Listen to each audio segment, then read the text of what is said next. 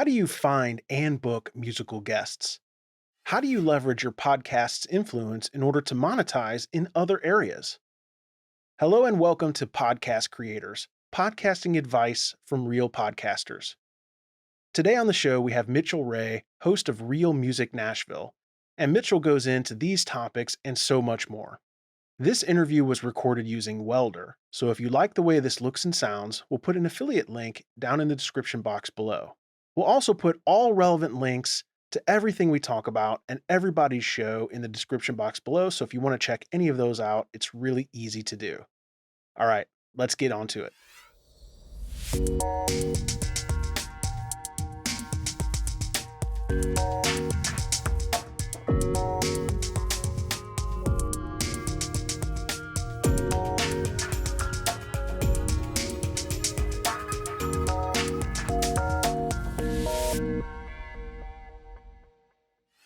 It is my pleasure to welcome to the show Mitchell Ray, host of Real Music Nashville. What's going on, man?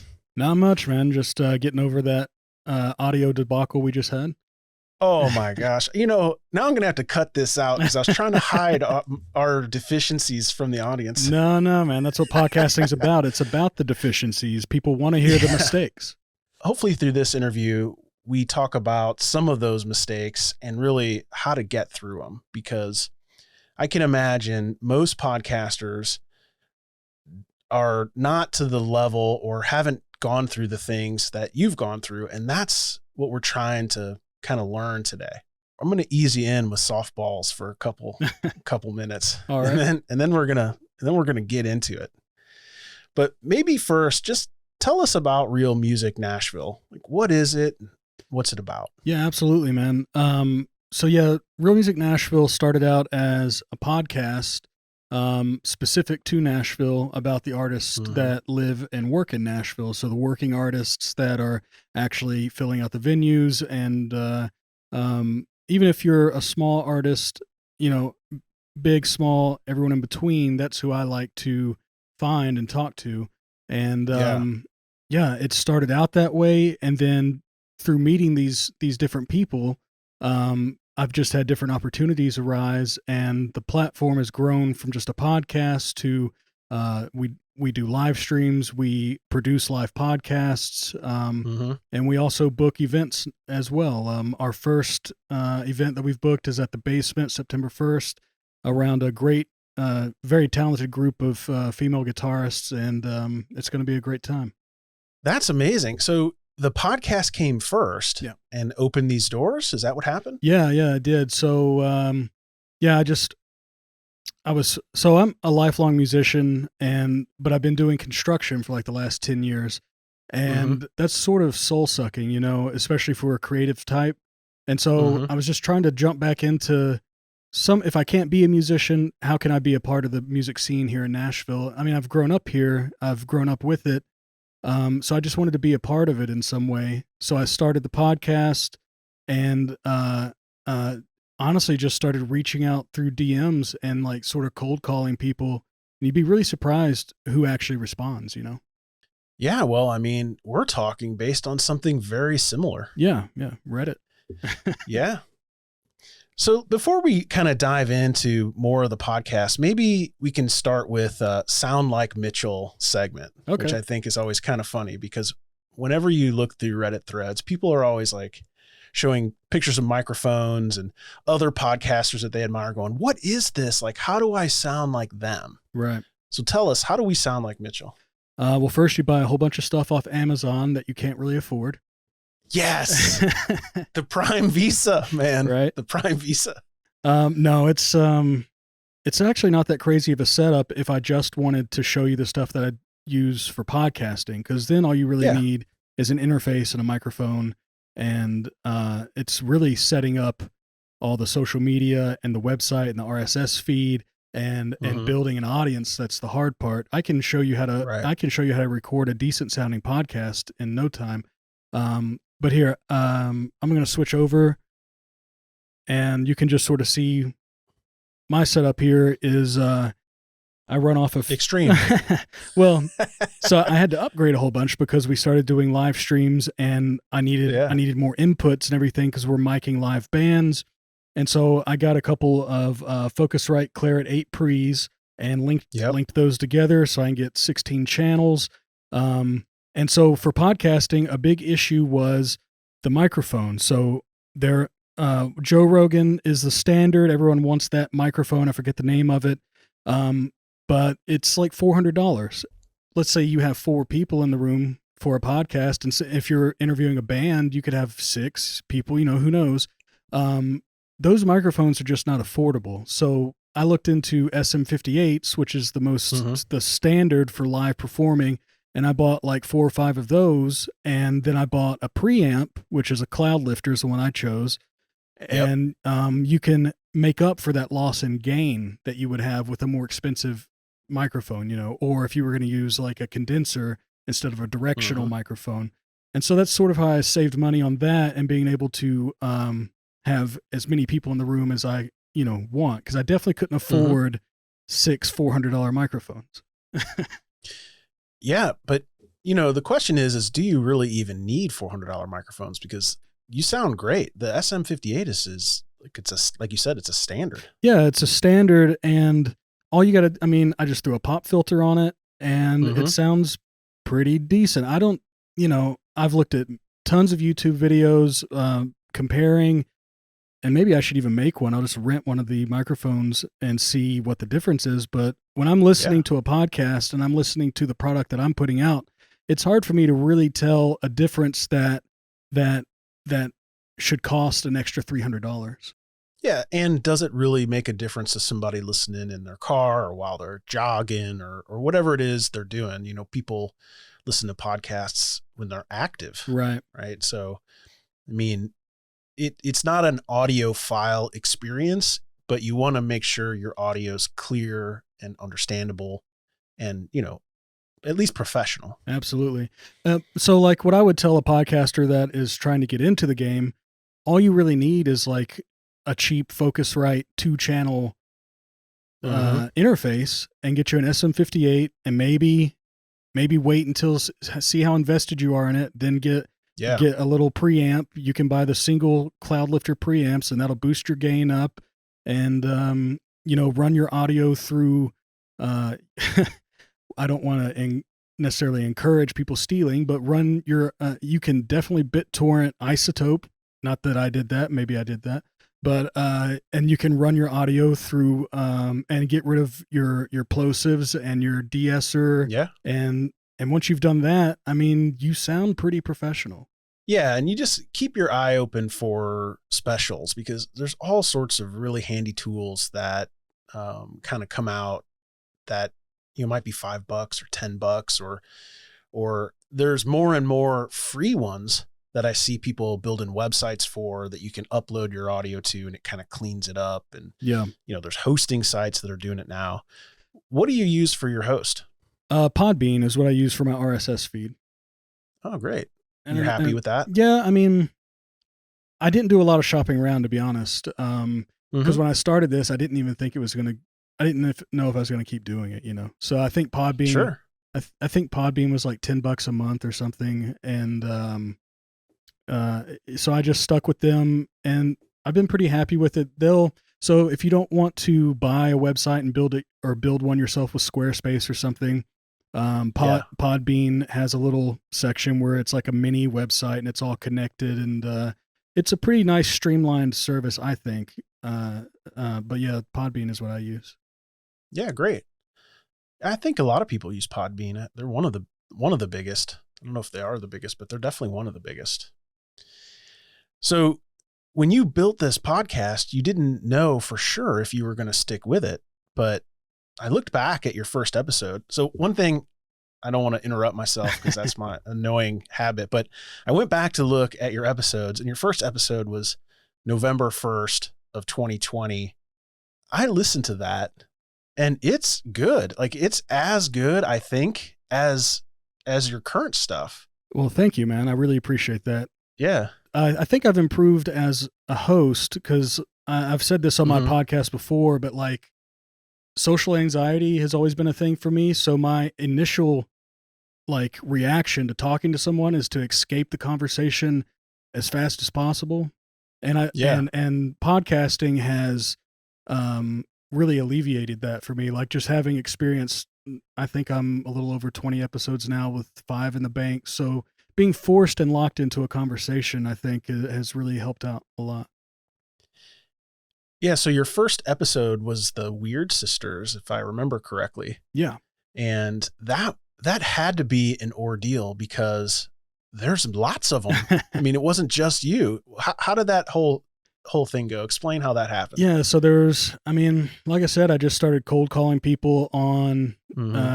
on Instagram, you know, sliding into people's DMs and seeing who would respond. And, you know, I started checking out people's music and I was like, the Weird Sisters are fucking awesome, which they, you know, they Mhm. still are. And they actually just Yeah. made a return. They were my first repeat guests, which was pretty cool. But so I got them to come in and the studio looked completely different than it does now. It was just us four sitting in a circle with, you know, mic stands and stuff. And I don't know if you can see in the back, but I actually have a proper little setup now. Yeah, it looks great. You Um, got lights oh and yeah, you got some distance between the camera. yeah, and Like there, that took some you doing. know, there's a table with actual arms like what you have that you're using there, which is Yeah. neato and everything.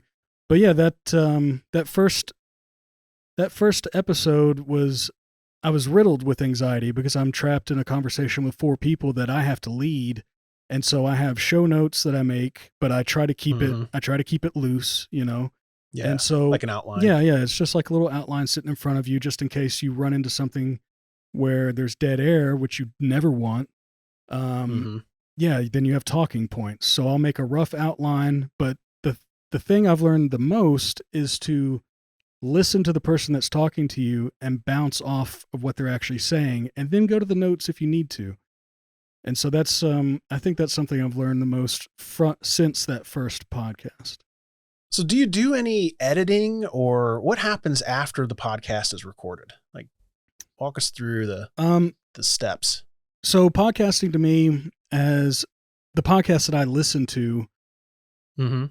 the thing I love most about it is the roughness, the rawness of it, the Yeah, genuineness of it. So I try not to edit as much as possible, but you have to. So I mean, there are sometimes dead areas, or maybe you have to go in and clean up your own audio. It's all, you know, that's the type of thing you do as a podcaster. Maybe get some mouth noises out of there. If someone's breathing sure. into a microphone while everyone else is talking, mute that, you know, and then bring it back. So it's a process, you know. You got to add the intro, the outro. There's background music for your intro, and then you got to worry about licensing for that music. So luckily, I have been playing music forever, so I just had tracks that I own, so it's not a big deal. Yeah. But that's a huge deal for other podcasters. Um, can be a steep slope to climb, man. If you have no experience and no background at all, especially Yeah. like if you're getting into this with no audio background, no video background, no lighting background, no conversation skills, you're in for a rough road, you know. Yeah, so let's talk about music licensing. I have this in my show notes outline, but I didn't know if I wanted to tackle it, but I'm going to jump in since you brought it up.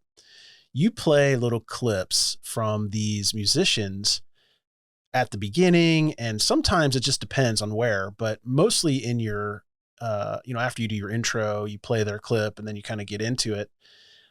How does that work with the musicians? Is it just that you're playing kind of indie musicians and they haven't licensed that content to any distribution centers, or how does that work? I get flagged all the time is how that works. Yeah, so on YouTube, I can't upload anything there and ever hope to monetize Yeah. it. There's a process. I looked into it very briefly, but yeah, there's a process where you can submit to YouTube like basically a sync license. And for those that Right. don't know, a sync license is basically a contract between you and the artist, giving you permission to play their song on your platform and to monetize it. And so that's something I've looked into. I've thought about approaching a lawyer and getting and just a boilerplate sync license for the artists that I'm bringing in to sign, saying, hey, I can put this on YouTube and make a little bit of money for myself, because even Yeah. though this is a fun thing to do, it's a lot of work. This is almost a second job. I'd say it is a second job. It's easily a second job. Have you ever thought maybe just to cut the music out of your YouTube, like the podcast version of your YouTube channel? I have thought about that, and I don't want to. That's about it. I mean, that's, I want, the whole point is I want people to listen to these people's music that I'm bringing on the show because I believe in them. I don't have anyone on the music I don't actually enjoy. Yeah. I always thought it was interesting when Spotify got in the podcasting game, then bought Anchor, and now is kicking off this collaboration between the two where you can actually play any music on your podcast and it'll get licensed through Spotify. Interesting. It doesn't fix your YouTube problem, and it actually kind of breaks the whole spirit of podcasting where it's open and RSS, and this would only be on Spotify. Yeah. But I can see music related podcasts finding that pretty interesting because, they want to play the tracks, and, it's just a matter of time, I think, before Apple and Spotify and those folks run the same algorithms as YouTube to try to find this stuff. Yeah. I mean, that's interesting. I hadn't heard that. And, hopefully YouTube adopts that, because I would love to, make a little money. I mean, that's why I started getting into, because it became very apparent quickly that the amount of work I was putting into this was I was not going to receive an equal monetary benefit on the other end. So then that's why I started expanding into live streaming and putting on live productions. And, I want to keep doing that. I want to put on a festival. I want to grow this as big as I can grow it. And I want to make the artists money, and I want to make myself money along the way, Yeah. And everyone says that, it can't be about the money. You have to love it and enjoy it. Well, if you can't, it has to be about the money at a certain point, because I don't want to do construction forever, So I have to supplement the income, and especially from as expensive as the equipment can be, you have to find a way to make money, or you're just going to be doing this for fun. And that's all great. Some people do that, but that's not my ultimate goal. My ultimate goal is to be able to sustain myself off of this. Yeah. It's hard to understand how somebody can think both things, in my opinion. Like, one is I do it for fun, but yet I want other people to listen to it. If you do it for fun, right, there's really no reason to record it. You're just hanging out with some buddies, having a good time. Like, when you press record, to me, you're saying, I want other people to listen to this. Whether or not I make money on it, building the audience is the same thing. Like, you either decide to monetize that audience or not later, but building the audience is still building the audience. Exactly. Yeah. So what do you think you spend time-wise weekly on the podcast? Like, if you could sum it up, you think? It's bi-weekly. So I put the podcast out every other Monday, and so the podcast is usually about an hour long. So that means I got to sit there and listen to it for an hour. And then I have to earmark everything that I want to change. And so then after you've listened to it, then you got to go back through and edit. So, I mean, and then you got to add in the intro, and you have to, record that intro and put in the music, make everything fade correctly, master it correctly so that everything's not like a million different volumes. But I mean, that's a long answer to a short question, but, per episode, it's easily, 3 or 4 hours, I would say. So let's dig deeper on that, because I think you're missing a zero. Oh yeah. Right. Yeah. How much time do you spend DMing folks, trying to find guests, promoting it on social media, talking to me in Reddit? I guess I was thinking of just the editing aspect, but like we said earlier, podcasting is another job, because it's not just the podcast. it's everything you just said, and then you have to keep your website up to date. You have to interact with people on social media, or they'll forget you in an instant. Yep. And it becomes all consuming. Really, I would say 24/7 if you're going to say it, like if you're going to include social media and the internet and everything.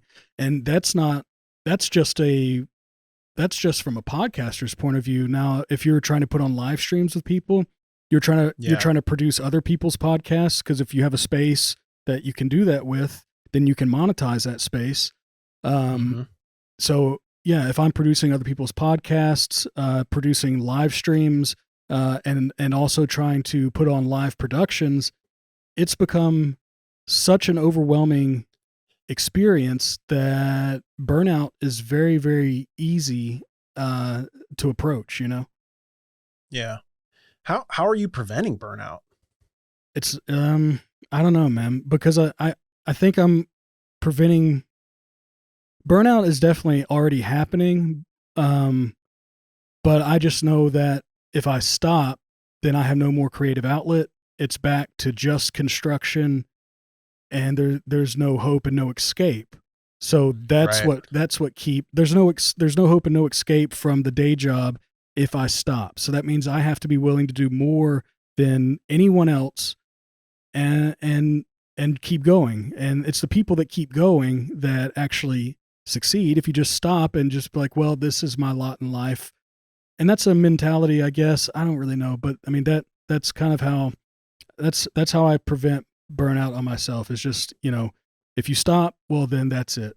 Yeah, that's true. I mean, you've taken time to build up to what you have.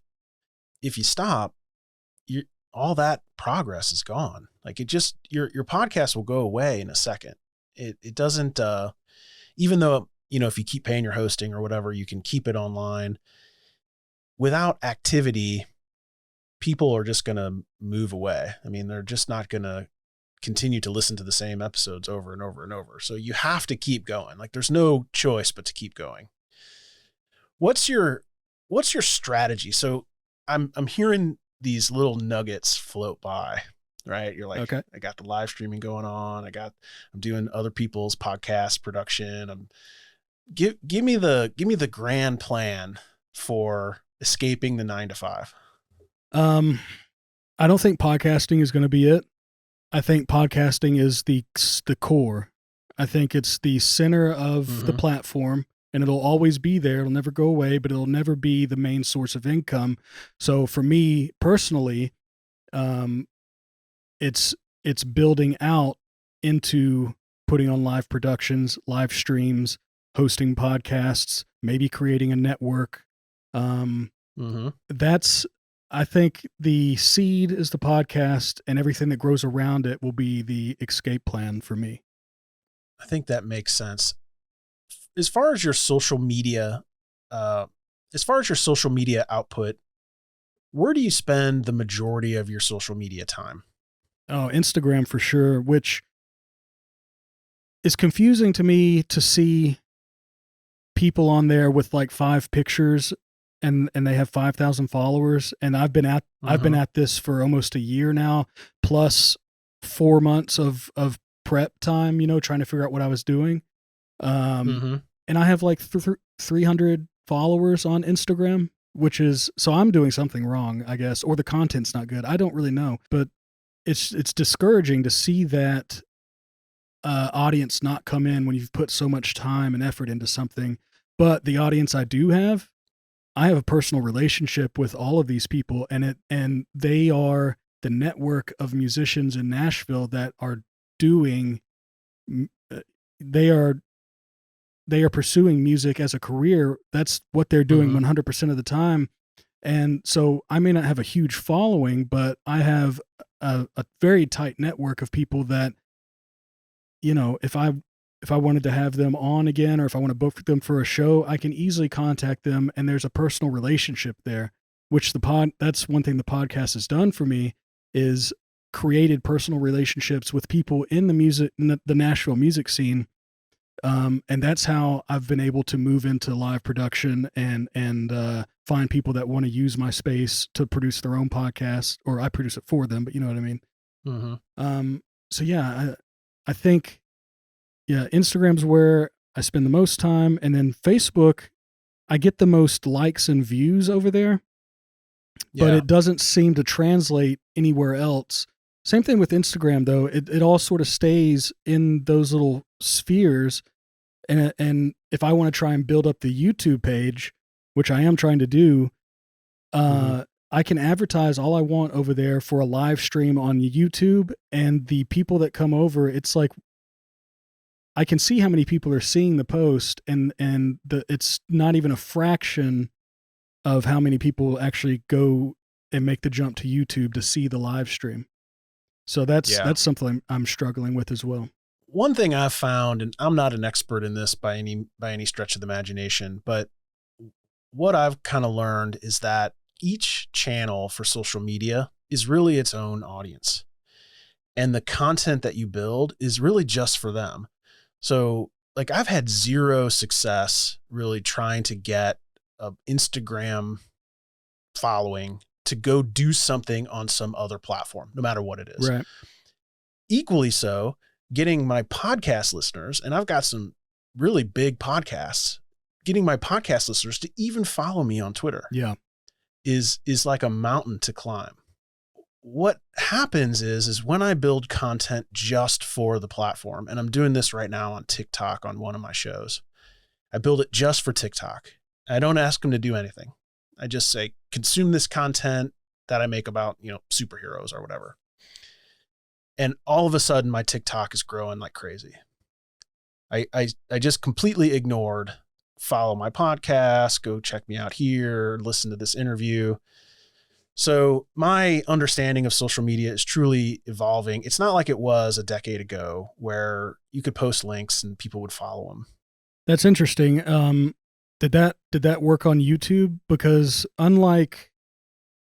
YouTube is unlike TikTok or Instagram or Facebook, where they sort of, the social media aspect is not built into YouTube, You don't, right. So you don't have a way to really directly interact with the audience. You can put content out there for them to consume, but the reason I focus so much on, or the reason I'm talking so much about YouTube, I guess, is because it seems like the best way to monetize anything you're putting out as a podcaster. YouTube has a lot of benefits. Its monetization platform is excellent. It does a nice job of promoting you when you kind of hit the algorithm just right. So it'll show up on people's discover pages. It'll come up at the end of their videos. What we've done on YouTube, and again, whether it's right or wrong, is we tried uploading our podcast content. We have studio, we have cameras, we spent a lot of time making 1 hour long videos, and no one watched them, right? Like we would get 3 minutes of views and people would be like, no, like I'm not going to watch people just sit here and talk. So what we found is that we build a segment into our show specifically for YouTube. It's on the podcast also, but it's primarily designed to do YouTube, and it's YouTube style content, like top 10s or top 5s or who's better than this or that, like things we can display and show and generate conversations with. And that's helped significantly. It changed the game. It changed the content we put up there. And it kind of goes back to that same social media thing where you have to build the content for the platform. Yeah. Like repurposing content is a myth. You can repurpose parts, but you always get the best result when you build it for the space you're trying to share it to. At least that's what I found. That's interesting. Yeah, that makes sense. But then that's, like we were saying earlier, it's already a second job. And now you're talking about building content for each individual platform. I mean, that's wild. How does anyone have time for that? You don't. and that's why most people focus on a single social media, and that's why I asked the question. Oh, okay. Because people try to master one, right? Like you'll look at even gigantic podcasts and they'll have 300 Twitter followers, but they'll have 1.2 million Instagram followers. Yeah. Because they've just committed to that. Yeah, I don't even have, well, I have a Twitter, but I don't even get on there, man. I couldn't even tell you how many people follow me. I don't use it at all. Twitter is a different beast. Like Twitter, I don't know how you make content for Twitter. I think you're just being annoying. Yeah. So I'm pretty good at that, which is why I spend most of my time on Twitter. Sorry, right, sorry to all you Twitter users out there. I was just joking. Oh man, you can find Mitchell on Reddit. So that, if that tells you anything, just kidding. Just kidding. You find me too there. Son of a gun. Maybe we can try to capture a couple of actionable points that you've lived and learned that a new podcaster or a podcaster that doesn't have a full year under their belt might have not seen or heard yet. Yeah. If you're just starting out, man, like don't focus so much on perfection.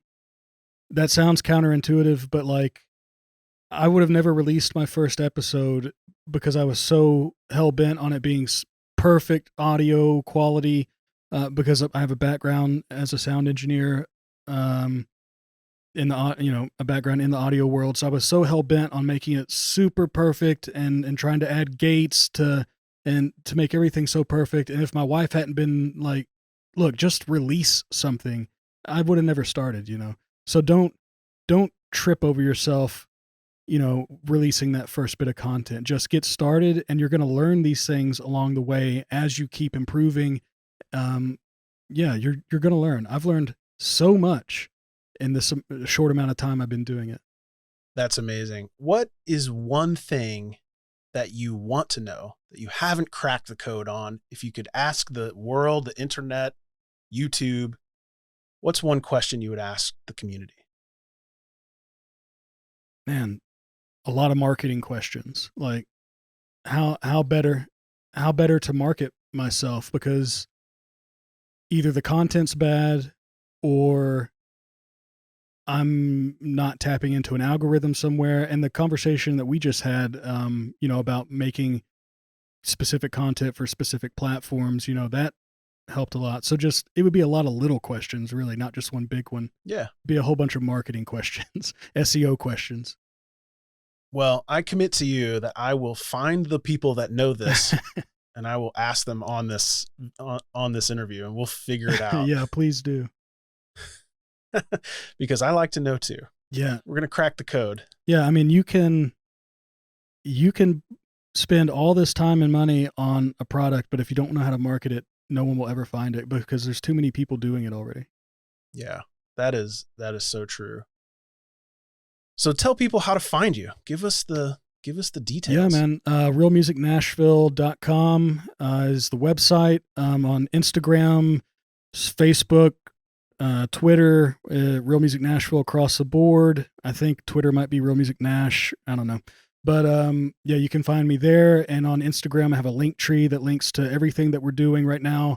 And we have our first show coming up September 1st. And if you're in the Nashville area, go to my link tree. You can find tickets there for that. And we're hosting another one in November. And just, check out my content, and you'll see, as we do more live streams and live events, you'll see us post them, and follow the links, please. Mitchell Ray, host of Real Music Nashville. Amazing, amazing. And I just want to point out one thing that I learned that I didn't know is that Nashville is not just country music. Yeah, that's the point of the show. any music that you think you're into, you will find on Real Music Nashville. I poked around. You heard it at the beginning of this interview, but you're hearing it at the end too. No matter what you're into, you're going to find it on Real Music Nashville. And I appreciate you being on the show, man. Thank you so much. Absolutely, man. Thanks so much for having me. And hopefully this builds into a network of podcasters, we're going to try to build a knowledge base to help everyone. That's the goal. That's awesome, man. Yeah. All right. See you later. Thanks so much for having me. Thank you so much to Mitchell Ray, host of Real Music Nashville, for coming on the show. We'll put links to Real Music Nashville and all the equipment and everything else we talked about in the description box below. If you're a podcast creator and you're looking to grow your show, go to indiedropin.com/creators to learn how you could be featured on one of Indie Drop-In shows. Of course, we talk to a lot of podcast creators, and if you want to see some more, all you have to do is click on one of these boxes right here. And we'll see you next time. Bye-bye.